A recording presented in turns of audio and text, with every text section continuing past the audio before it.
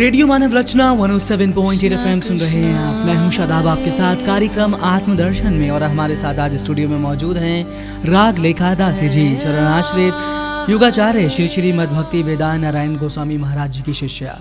राग लेखा दासी जी, आपका बहुत बहुत स्वागत है कार्यक्रम आत्मदर्शन में। हरे कृष्ण। पिछले हफ्ते हमने अपने पिछले एपिसोड में बात की थी भगवत गीता के चैप्टर 12 के श्लोक नंबर 13 से लेकर 16 तक की, लेकिन इस बार आज हम बात करने वाले हैं अगेन भगवत गीता की, लेकिन श्लोक नंबर 17 से लेकर 20 तक की आज हम चर्चा करेंगे अपने इस कार्यक्रम में। आप जानना चाहेंगे अब आप हमारे सभी श्रोताओं को श्लोक नंबर 17 के बारे में क्या कहना चाहेंगे? भगवत गीता का 12 अध्याय का 12वें अध्याय का श्लोक नंबर 17 भगवान अपने प्रिय भक्तों के गुणों का व्याख्यान कर रहे हैं अर्जुन से। अर्जुन जानना चाहते हैं कि भगवान कैसे गुण होते हैं जो भक्त आपको, क्या उनमें क्वालिटीज़ होती हैं आपके वो बड़े फेवरेट बन जाते हैं। तो यो न रिष्यति न द्वेष्टति न शोचति न कांक्षति शुभ अशुभ परित्यागी भक्तिमान यह स मे प्रिय। तो बोलते हैं ना रिष्यति, ना वो इतना हर्षित होते हैं, प्रिय वस्तु मिलने से हर्षित नहीं होते, और ना वो अप्रिय वस्तु के प्राप्त होने पर द्वेष करते हैं। कोई अप्रिय वस्तु बिल्कुल भी हमें उसमें इंटरेस्ट नहीं है वो मिल जाए, और या फिर प्रिय वस्तु कोई मिल गई, मान लो हमें एक बहुत अच्छा सेल फोन मिल गया, 22,000 का, 25,000 का, 50,000 का सेल फोन मिल गया, तो उसको पाकर हम इतने हर्षित नहीं होंगे। हर्षित मतलब कि सोचेंगे अरे, लेकिन वो 4 दिन होंगे, उसके बाद फिर से वैसा ही फिर वही दुख आ जाएगा। बिल्कुल। इससे अच्छा है कि हम उससे पाकर उसको हर्षित ना हो। और अगर अप्रिय वस्तु आ जाए, अगर मान लीजिए आपको कोई चीज किसी ने गिफ्ट दे दी जो आपको प्रिय नहीं है, तो उसको पाके भी हम दुखी नहीं होंगे, देश नहीं करेंगे कि वो ये कैसी गंदी सी चीज दे दी मुझे। तो ऐसा भी नहीं होना चाहिए। और ना शोचती ना कांक्षती, कोई प्रिय वस्तु के नष्ट हो जाने पे वो शोक नहीं करता। जी। कोई भी चीज़, अगर मान लो कार है, बहुत अच्छी कार है, ब्रांड न्यू BMW ली है, और उसका एक्सीडेंट हो गया, तो उसके लिए वो शोक नहीं करते कि ओ ये मेरी कार का एक्सीडेंट हो गया। फिर उसके बाद ना कोई अप्राप्त वस्तु की आकांक्षा करते हैं, ना ये इच्छा करते हैं कि ओ ये वाला मेरा इतना बड़ा एक बंगलो बन जाए, उसमें ये हो जाए, उसमें ऐसे फैसिलिटी मिल जाए, ये भी आकांक्षा नहीं करते हैं। शुभ अशुभ परित्यागी, तो वो पाप पुण्य दोनों का परित्याग करने वाले हैं। पाप और पुण्य दोनों को ही। पुण्य को क्यों? भाई पाप को तो सभी त्याग करते हैं, लेकिन पुण्य को क्यों करते हैं? पुण्य को इसलिए क्योंकि अगर पुण्य का लेते हैं तो स्वर्ग तक जाएंगे, लेकिन वो लोग जाना चाहते हैं, उनकी जो गति है वो भगवान के चरणों तक, गोलोक वृंदावन जाना चाहते हैं, तो इसलिए वो लोग पुण्य को भी त्याग कर देते हैं। और जो मेरे प्रति भक्तिमान है, भक्तिमान यह स मे प्रिय, तो मेरे प्रति बड़े भक्तिमान है, मेरे प्रति बड़ी निष्ठा है उनकी, तो वो भक्त मुझे बड़े प्रिय हैं। हे अर्जुन, तो यदि कोई ऐसा कभी भक्त मिले तो मैं उससे बड़ा प्रसन्न होता हूँ। ना तो वो हर्षित होता है, ना वो द्वेष करता है किसी चीज़ से, ना शोचती ना कांक्षती, ना वो शोक करता है, ना आकांक्षा करता है, ना वो पाप करता है, ना पुण्य करता है। तो ऐसा जो समभाव वाला व्यक्ति है वो मुझे बड़ा प्रिय है। फिर आगे 18वें श्लोक में भगवान और वर्णन कर रहे हैं उन सब भक्तों के गुणों को। सम शत्रो च मित्रे च तथा मान अपमानयो शीत उष्ण सुख दुखेशु सम संग विवर्जितः। तो बोल रहे हैं कि जो सम शत्रु च मित्रे, यदि कोई शत्रु है या मित्र है, मतलब अगर हमारे मन के हिसाब से कोई कार्य कर रहा है तो हमारा मित्र हो गया, और यदि हमारे मन के हिसाब से नहीं कर रहा तो शत्रु है हमारा। तो शत्रु और मित्र दोनों में समभाव। एक राजा थे, उन्होंने दूसरे शत्रु राजा ने उनको हरा दिया, तो शत्रु राजा के राज्य में जाके भिक्षा करने लगे। तो इतना उनका वो सब उन्होंने शत्रुता त्याग के उनके राज्य में जाकर भिक्षा करना शुरू कर दिया। तो सम शत्रु च मित्रे च तथा मान अपमान्यो, जो समभाव से कोई मान सम्मान दे या अपमान कर दे। जैसे ऋषभ देव जी थे, वो अजगर वृत्ति से रहते थे, तो उनके ऊपर कोई बच्चे थूक जाते थे, उनके ऊपर मलमूत्र कर देते थे, तो कुछ नहीं बोलते थे, केवल बस प्रारब्ध के अनुसार जो मिल जाएगा खाने को खा लेंगे। और अपमान आदि कोई निंदा करते थे, कुछ करते थे, तो उसके लिए नंग धड़ंग पड़ा हुआ है, शंड मुशंड सा पड़ा हुआ है, किंतु कुछ नहीं बोलते थे। और शीत उष्ण सुख दुखेशु, सर्दी में गर्मी में, सुख में दुख में, समभाव से रहने वाला। कि ये नहीं कि सर्दी हुई तो हाय हाय करने लगे, गर्मी हुई तो बिलबिलाने लगे, और दुख आया तो बिलबिलाने लगे, सुख आया तो बड़े उछलने लगे। तो इन चारों भावों में सम रहते हैं, तो वो भक्त जो है मुझे बड़ा प्रिय है। जी जी। और जो ग्रह आसक्ति रहित है और स्थिर बुद्धि वाले हैं वे मुझे बड़े प्रिय हैं। स्थिर मति भक्ति संग विवर्जिता, तो बोलते हैं कि जिनकी वाणी संयत है तो वो मुझे बड़े प्रिय हैं। हे अर्जुन, यदि ये सब गुण किसी में पाए जाएं तो मैं उनके प्रति बड़ा आकर्षित होता हूँ। जैसे कि एक मैग्नेट है, तो मैग्नेट से बड़ा लोहा बड़ा अट्रैक्ट हो जाता है, तो लेकिन अगर लोहे में जंग लगा होगा तो नहीं अट्रैक्ट नहीं होगा। तो भगवान एक बहुत बड़े मैग्नेट हैं, तो हम सब जीवन से अट्रैक्ट होते हैं, लेकिन हमारे अंदर अगर जंग लगा होगा तो हम अट्रैक्ट नहीं होंगे। तो ये भाव है। रेडियो मानव रचना 107.8 FM सुन रहे हैं आप। मैं हूं शादाब, आपके साथ कार्यक्रम आत्मदर्शन में, और आज हम चर्चा कर रहे हैं भगवद गीता के चैप्टर नंबर 12 के श्लोकों के बारे में। करेंगे और भी कई सारी बातें, लेकिन उससे पहले लेंगे एक छोटा सा विराम। सुनते रहिए radio Manav Rachna 107.8 FM। Feel good, feel live.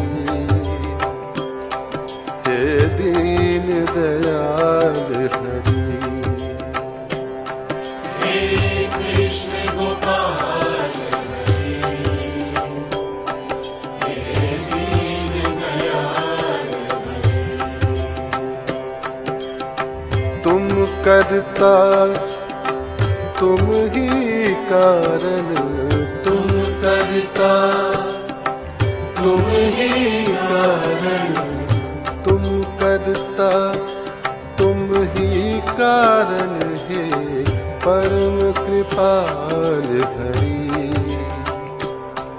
हे Deen Dayal Hari,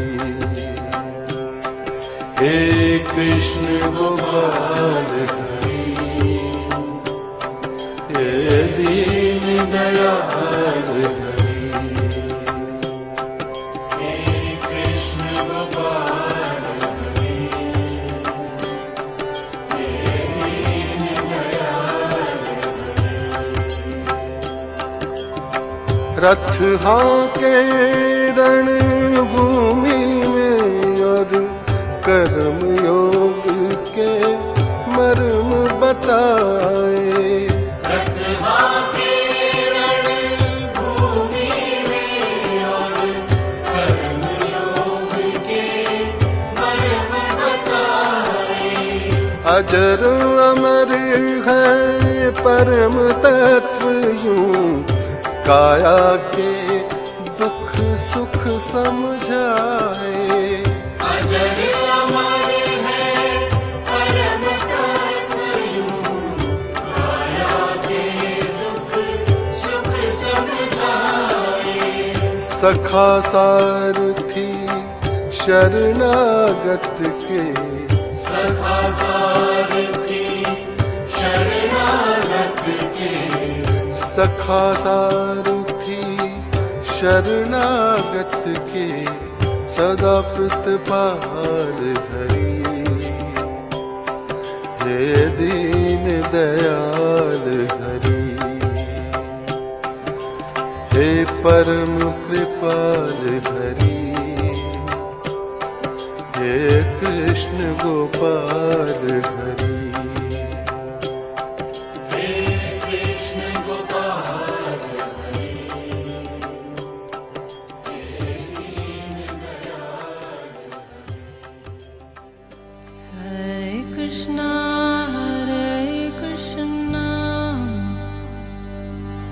Krishna, Krishna, Hare Hare, radio Manav Rachna 107.8 FM सुन रहे हैं आप। मैं हूं शादाब आपके साथ कार्यक्रम आत्मदर्शन में, और आज हम चर्चा कर रहे हैं भगवत गीता की, जिसमें भगवान श्री कृष्ण चर्चा कर रहे हैं अर्जुन के साथ कि आखिर मेरा सर्वप्रिय भक्त कौन है। इसी विषय पर चर्चा करने के लिए हमारे साथ विराम के बाद एक बार फिर से मौजूद हैं राग लेखा दासी जी, चरण आश्रित युगाचार्य श्री श्री मद्भक्ति वेदांत नारायण गोस्वामी महाराज जी की शिष्य। राग लेखा दासी जी, आपका बहुत बहुत स्वागत है एक बार फिर से। हरे कृष्ण। ब्रेक पे जाने से पहले आप श्लोक नंबर 17 और 18 के बारे में अब हमें बता ही चुकी हैं, लेकिन अब आपसे जानना चाहेंगे श्लोक नंबर 19 और 20 के बारे में क्या कहना है। श्लोक नंबर 19 में भगवान बता रहे, तुल्य निंदा स्तुति मौनी संतुष्टो ये न केनचित अनिकेता स्थिर मति भक्तिमान में प्रियो नर। हे अर्जुन, जो कि निंदा स्तुति में तुल्य एक समान समझते हैं, कोई उनकी बुराई करे चाहे अच्छाई करे, चाहे पत्थर फेंके कोई फूल फेंके, तो एक ही स्थिति में रहते हैं। मौनी, जिनकी वाणी संयत है, मौन व्रत धारण करते हैं, नपे तुले शब्दों के द्वारा दूसरों को बोलते हैं। कोई ऐसे केवल वाक्य वेग नहीं, जैसे कि जब दुर्योधन हस्तिनापुर में गए तो वहाँ पर उन्होंने एक जगह में थल था तो सोचा ये जल है, तो उसमें पैर रख दिया, ऊपर से द्रौपदी जी हंसी कि अंधे का पुत्र अंधा, और महाभारत हो गया उसी पे ही शुरू। तो इसलिए अगर वाक्य वेग के द्वारा बहुत बड़े बड़े विनाश का कारण हो जाता है, तो बड़े मौनी, बड़े नपे तुले शब्दों से वो वाक्य बोलते हैं। संतुष्टो ये न केनचित, वो बड़े संतुष्ट हैं जो कुछ उनको प्राप्त हो जाता है। प्रारब्ध भगवान जैसे रखते हैं, भगवान जो चीज़ प्रदान कर दे उसी से संतुष्ट रहते हैं। अनिकेता, उनकी कोई, या तो उनका कोई ग्रह नहीं है, अगर ग्रह है भी तो उसमें कोई आसक्ति नहीं है जी। अनिकेता स्थिर मति भक्तिमान में प्रियो नर, और उनकी स्थिर मति है, स्थिर बुद्धि है, और भक्तिमान है, भक्ति उनकी बुद्धि रहती है जी। और स्थिर बुद्धि रहती है, तो वो मेरे बड़े प्रिय हैं अर्जुन।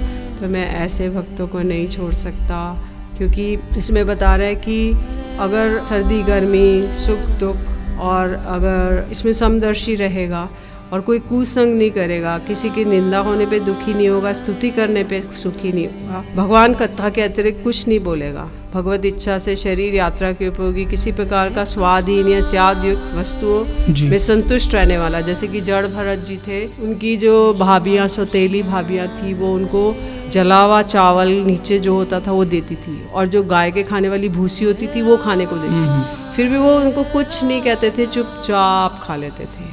तो स्थिर बुद्धि वाले, ना उनको स्वाद से लेना देना ना कुछ, और वो उसी तरह से उसको ग्रहण कर लेते थे कि यही मेरे प्रारब्ध में है, मैं इसी को बस ग्रहण कर लूँ। और परमार्थ के विषय में जो स्थिर है, ऐसे निश्चयात्मक बुद्धि वाले भक्त मुझे अत्यंत अत्यंत प्रिय हैं जी। तो यही भगवान ने विश्लेषण किया। किंतु ये सब गुण इस जगत में, मटीरियल वर्ल्ड में बड़े कठिन हैं, केवल साधु ही इन गुणों के संपन्न हो सकते हैं। तभी भगवान ने कहा है कि जो साधु हैं उनके गर्भ में मैं रहता हूँ। साधु जो हैं उनका गर्भस्थ शिशु में, जैसे कि एक गर्भिणी स्त्री होती है जी, वो जो कुछ खाती है उसके शिशु को मिल जाता है, गर्भस्थ शिशु को। तो ऐसे ही भगवान भी साधु के गर्भ में रहते हैं, क्योंकि वो ऐसे गुणों से संपन्न है। तो जो साधु खाएगा भगवान उसको ग्रहण करेंगे। बिल्कुल। भगवान उसके प्रति बड़े आकृष्ट हैं। तुम्हार हृदय सदा गोविंद विश्राम, गोविंद कहे मम वैष्णव परान। तो बोलते हैं कि तुम्हारे हृदय सदा गोविंद विश्राम, हे वैष्णव, हे साधु लोग, आपके हृदय में सदैव गोविंद विश्राम करते हैं। और गोविंद कहते हैं कि मेरे ही तुम सबसे प्रिय हो। गोविंद कहे मम वैष्णव परान, मेरे जो प्राण है वो वैष्णव है, संत है। तो इसलिए इस जगत में बड़ा कठिन है इस प्रकार के भाव पाए जाना, किंतु फिर भी चेष्टा करेंगे कि ऐसे कोई हमें मिल जाए। कभी कोई संसार में भ्रमण करते करते ऐसे कोई साधु से भेंट हो जाए जो इन सब गुणों से संपन्न हो, जिसको देखकर हम जान सके कि हाँ ये भगवान का बड़ा प्रिय भक्त है। तो हमें ऐसा कभी मिल जाए तो भगवान की कृपा ही जानना चाहिए। रेडियो मानव रचना 107.8 FM सुन रहे हैं आप। मैं हूं शादाब आपके साथ कार्यक्रम आत्मदर्शन में, और आज हमारे साथ स्टूडियो में मौजूद हैं राग लेखा दासी जी, जिनसे हम चर्चा कर रहे हैं भगवत गीता के विषय में। जानेंगे बहुत सारे सवालों का जवाब, करेंगे बहुत सारी बातें, लेकिन उससे पहले लेंगे एक और छोटा सा विराम। सुनते रहिए radio Manav Rachna 107.8 FM। Feel good, feel live.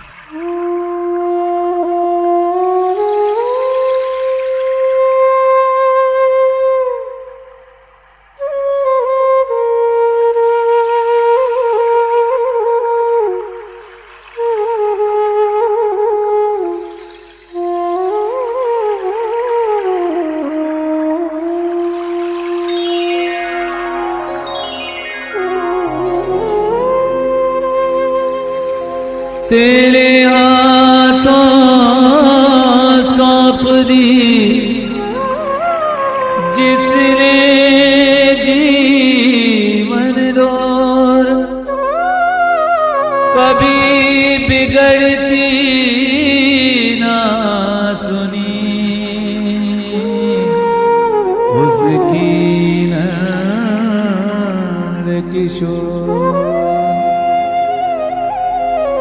Brijraj से नाता जुड़ा जब है जग की, तब क्या परवाह करें, बस याद में उसकी रोते रहें, पलकों पर अश्रु प्रवाह करें। जितनी वो दूर रहे हमसे, उतनी हम उनकी याद करें। सुख अद्भुत प्रेम की पीर में है, हम आह करें वो वाह करें। प्रभु जी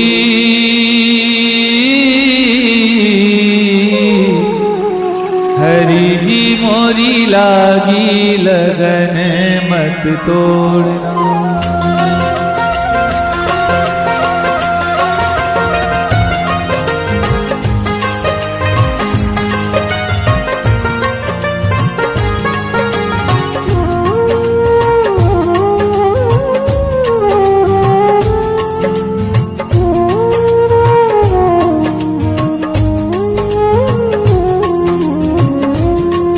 प्रभु जी मोरी लागी लगन मत तोड़ना। प्रभु जी मोरी लागी लगन मत तोड़ना। प्रभु जी मोरी लागी लगन मत तोड़ना। प्रभु जी मोरी लागी लगन मत तोड़ना। लागी लगन मत तोड़ना।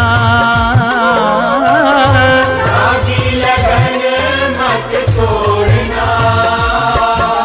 हरि जी मोरी लागी लगन मत तोड़ना। हरि जी मोरी लागी लगन मत तोड़ना।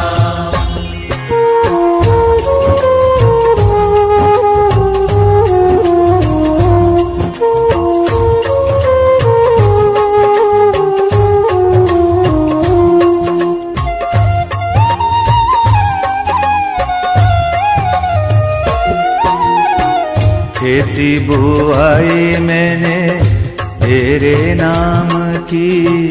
तेरी बुआई मैंने तेरे नाम की। खेती बुआई मैंने तेरे नाम की। खेती बुआई मैंने तेरे नाम की। मेरे भरोसे मत छोड़ना। मेरे भरोसे मत छोड़ना। हरि जी मोरी लागी लगन मत तोड़ना। हरि जी मोरी लागी लगन मत तोड़ना। हरे कृष्णा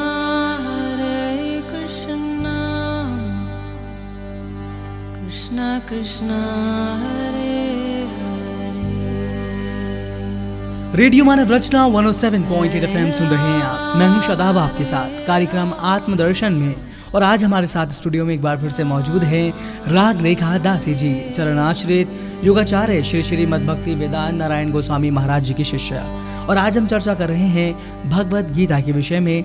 राग रेखा दासी जी, आपका एक बार फिर से बहुत बहुत स्वागत है कार्यक्रम आत्मदर्शन में। हरे कृष्ण। हम श्लोक नंबर 17, 18, 19 के विषय में चर्चा कर चुके हैं, लेकिन 20 पर जाने से पहले आपसे एक सवाल जानना चाहेंगे।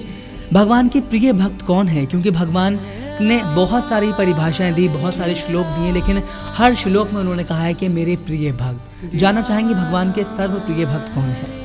देखिए भगवान के सर्वप्रिय भक्त तो फिर जिनमें ये सारे गुण होंगे वही हैं, क्योंकि भगवान ने बहुत सारे गुणों की व्याख्या कर दी है कि ये संतुष्ट है, वो है, कुछ आकांक्षा नहीं करता, शोक में उसमें सर्दी गर्मी सुख दुख सब में समभाव से रहता है, शत्रु मित्र में समभाव से रहता है। तो बहुत सारे गुणों की लंबी लिस्ट बना दी है भगवान ने भी कि देखो मेरा ये वाला प्रिय है। लेकिन जब भक्ति देवी हृदय में आती है तो भगवान के अंदर 64 गुण है, तो वो जब भक्ति देवी आती है तो भगवान के सारे गुण उस भक्त के अंदर आने शुरू हो जाते हैं, वो भी 64 गुणों से संपन्न हो जाता है। तो इसलिए जितने भगवान ने बोले ये 64 अभी भी नहीं है, तो कुछ पार्ट है, कुछ पार्ट एंड पार्सल है जो भगवान एक्सपेक्ट करते हैं कि ऐसा होगा मेरा भक्त, जो संसार में अधिक लिप्त ना हो और डिटैच्ड हो और अटैच भी ना हो संसारिक दृष्टिकोण से, और डिटैच्ड हो और मुझ में ही लगा रहे, मेरा ही चिंतन करे, मुझ में ही सब मन मना मद भक्ता मद्याजी माम नमस्कुरु मामेव ये वेश्यसी सत्यम ते प्रतिजाने प्रियो अस्मि में। तो बोला मन मना मद भक्ता कि हे अर्जुन तुम मुझ में मन लगाओ,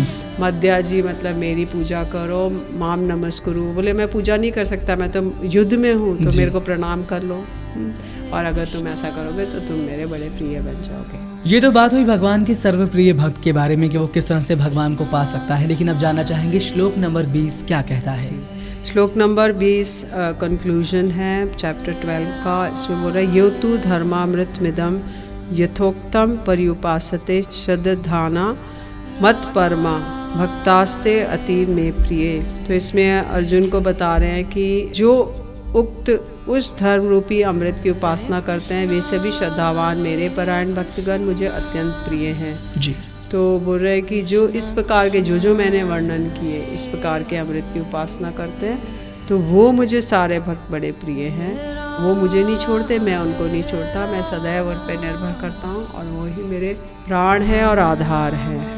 राग लेकर दासी जी अब वक्त है हमारा यहाँ से जाने का, तो जाते जाते सबसे पहले आपसे जानना चाहेंगे अभी का सवाल, और आज का सवाल मैं आपसे ये पूछना चाहूँगा कि हमेशा हम बात करते हैं दया होने की, दयावान इंसान व्यक्ति जीवन में कहीं पर भी कुछ भी कर सकता है और समाज जो है वो हमेशा उसके लिए ऋणी रहेगा। लेकिन आजकल की जो परिभाषा है दयालु की वो बदल चुकी है। लोग दयालु का मतलब समझते हैं कि अगर कोई आपको फाइनेंशियली सपोर्ट कर रहा है, आपको रहने के लिए घर दे रहा है, कपड़ा दे रहा है, तो वो बहुत दयालु है। या फिर ये भी कहा जाए कि दयालु सिर्फ हम अपने परिवार वालों के लिए, अपने रिश्तेदारों के लिए हैं, लेकिन दयालु हम दूसरों के लिए नहीं हैं। अगर हम बात करें पेड़ पौधों की तो लोग निर्दयता से उनको काट देते हैं, सड़क पे टहलने वाले जानवरों को काट कर खा जाते हैं, मार देते हैं। क्या कहना चाहेंगे आप कि किस तरह से ये दयालु जो है वो निर्दयता में बदल चुकी है? देखिए दया जो है दो तरह की दया है, एक तो शरीर के लेवल पे दया है, एक है आत्मा के लेवल पर। तो शरीर के लेवल पे दया है वो हमारा रोटी कपड़ा और मकान, कि हमें कोई भोजन दे देगा, हमें कपड़ा दे देगा, कुछ रहने का स्थान। मान लीजिए किसी के पास घर नहीं है, किसी ने घर दे दिया तो वो बड़ा दयालु उसको समझेगा जी। तो इसके स्तर पर है जो शरीर हमारी इंद्रियों को सेटिस्फाई, कोई भूखा है तो उसको खाना दे दिया, कपड़ा नहीं है तो कपड़ा दे दिया, तो ये दयालुता है नो डाउट। बट इससे भी बड़ी दया है जो आत्मा के स्तर पर दया होती है, तो वो दया है किसी बहिर्मुख जीव को भगवान के उन्मुख करना, भगवान की ओर। कोई अगर वेस्ट में जा रहा है तो उसको ईस्ट की तरफ करना, बिल्कुल ये सबसे बड़ी दया है। तो इन सब दयाओं के ऊपर जो मोर मुकुट है, जो मुकुटमणि है, वो यही दया है कि हम किसी भी जीव को उसकी आत्मा का उत्थान करें, उसकी आत्मा को अपग्रेड करें, अपलिफ्ट करें और उसको एक डायरेक्शन दिखाएं, एक दिशा दिखाएं कि देखो इस दिशा में चलोगे तो तुम्हारा मंगल होगा, तुम्हारा जन्म जन्म में मंगल होगा। केवल एक क्षण, एक कुछ समय के लिए अगर हम शरीर के लेवल की दया करेंगे वो टेम्परेरी है, शॉर्ट लिव्ड है और वो नाशवान है, बिल्कुल एक दिन चले जाना है, कितना भी कुछ कर लो। अगर आप कपड़ा देंगे तो एक सीजन बाद खत्म, खाना देंगे तो अगले दिन मल बन के निकल जाएगा, मकान देंगे आग लग गई तो उससे भी बाहर होना पड़ेगा। कुछ भी आप दया करते हैं किसी भी तरह की, उसका जो फल होगा वो पुण्य होगा और वो स्वर्ग तक ले जाएगा। बिल्कुल। लेकिन यदि हम इस तरह की दया करते हैं, किसी भगवत जीव को एक भगवान नाम के साथ अटैच करते हैं, किसी भगवान के साथ अटैच करते हैं, उनको किसी भगवान के बारे में ज्ञान देते हैं, तो वो एवर लास्टिंग, लॉन्ग लास्टिंग है जो जन्म जन्म में उसकी आत्मा के साथ ट्रैवल करेगी। जानना चाहेंगे कि आज के वक्त में मित्रता जो है, दोस्ती जो है, उसकी भी परिभाषा बदल चुकी है। क्या कहना चाहेंगे एक असली मित्रता, एक सच्ची मित्रता आखिर है क्या? देखिए सच्ची मित्रता केवल स्वार्थ के लिए होती है कि इसको मैं मित्र बनाऊंगा तो इससे मेरा ये वाला पर्पस सॉल्व हो जाएगा। बिल्कुल। तो या तो मेरा धन का या मेरा और टाइम पास नहीं हो रहा, मेरा अकेलापन दूर होगा, या फिर कोई और मेरा सोसाइटी में इमेज बनेगी, या फिर कोई अन्य अन्य रीज़न से हम वो कर सकते हैं। लेकिन जब सच्चे हृदय से जो मित्र हैं, अगर हम भगवान के और एक साथ मित्र बन के और बढ़ें, तो वो सच्चा मित्र है, जो कि हमारी आत्मा का मित्र है, हमारी आत्मा का बंधु है। तो वो एक सच्चा मित्र है। यदि हम इस तरह का मित्र बनाएंगे तो हमारा परम कल्याण है। रागलेखा दासी जी, अब वक्त है हमारा यहाँ से जाने का। तो जाते जाते आप रेडियो मानवदर्शन के सभी श्रोताओं को क्या एक संदेश देना चाहेंगी? मैं यही संदेश देना चाहूँगी कि हमें आत्म उन्मुखी होना पड़ेगा, अंतर्मुखी होना पड़ेगा। जैसे एक कछुआ है तो वो पूरे अपने इंद्रियों को फैला देता है, कभी कभी वो अपने सारी इंद्रियों को अंदर शरीर के अंदर पेट में घुसा लेता है। तो ऐसे ही हम बाहरी इंद्रियों को अंदर भीतर की ओर कर लें, हम आत्मा की ओर मोड़ लें, दिशा आत्मा की ओर कर लें, तो हमें सबसे अच्छी, सबसे सुंदर, सबसे टिकाऊ और बड़ी मंगलप्रद उपलब्धियाँ होंगी। तो हम भगवान के नामों का जप करेंगे, जिसके द्वारा हम अंतर्मुखी हो सकते हैं। हम लोग जप करेंगे हरे कृष्ण कृष्ण कृष्ण हरे हरे, हरे राम राम राम हरे हरे। तो चैंट करके इसको आप उसकी उपलब्धि कर सकते हैं। जब तक चैंट नहीं करेंगे इसकी उपलब्धि नहीं हो सकती। रागलेखा दासी जी, आज आप हमारे स्टूडियो में आए, आपने हमें भगवद गीता के विषय में इतना ज्ञान दिया, इसके लिए बहुत बहुत शुक्रिया। हरे कृष्ण। मान लीजिए हमारी और आपकी ज़िंदगी का मार्ग कांटों भरा है, लेकिन उसको कैसे साफ किया जाता है, उसको किस तरह से सुगम बनाया जा सकता है, ये रास्ता आपको सिखाता है आध्यात्म। इन्हीं बातों के साथ अपने जीवन की रास्ते को थोड़ा साफ कीजिए, आध्यात्म के प्रति थोड़ा सा अपना दिल लगाइए, क्योंकि जैसा कि रागलेखा दासी जी ने कहा कि इस जीवन में, इस भौतिक जगत में कोई भी चीज़ जो भी हमें मिलती है, जिससे हमें सुख प्राप्त होता है, वो सदैव हमारे साथ नहीं रह सकता। यहाँ तक कि हमारा शरीर भी एक दिन नष्ट हो जाएगा। इन्हीं बातों के साथ मुझे दीजिए इजाज़त और सुनते रहिए रेडियो मानव रचना 107.8 FM पर आने वाले और भी प्रोग्राम्स को। Feel good, feel live, feel live, feel live, feel live.